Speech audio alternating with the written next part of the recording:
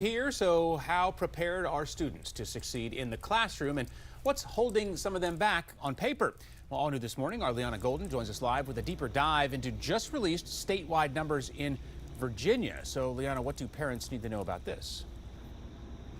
Well, Adam, the results just dropped, the scores from last year's end-of-year assessments in Virginia, and there's definitely some signs of improvement. Very, very slight, about a 0.5 rise in reading and math, but it's there. And the Department of Education is telling us that this is all part of a larger trend lining up with post-pandemic recovery in the last 5 years. So that deeper dive into the numbers here, 72% of kids grades 3 through 8 pass their reading SOLs, a 69% pass in math, and then in the past 5 years, reading proficiency is up about 5%, and math is up by a little less than 20. So there's no breakdown by gender to all of this, but it does come as we hear at 7 News recently reported that boys are falling behind in certain subject areas, particularly reading. And one cause could be a lack of male teachers and role models in the classroom. So an advocate speaking at a new commission formed to tackle issues facing young boys and men actually says recruiting is really lacking here.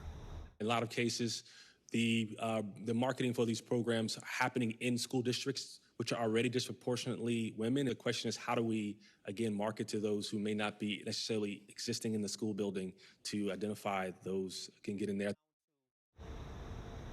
And data at that meeting shows that only about 4% of male teachers in Virginia, 4 teach kindergarten and little kids, preschool, and then another 20 teach elementary and middle. So a majority of these male teachers, you guys, they are teaching high school and beyond, so really not helping engage little boys in the classroom starting at a really young age here. All right, so is anybody talking about solutions about what could bring more men into the teaching field, especially for the little ones?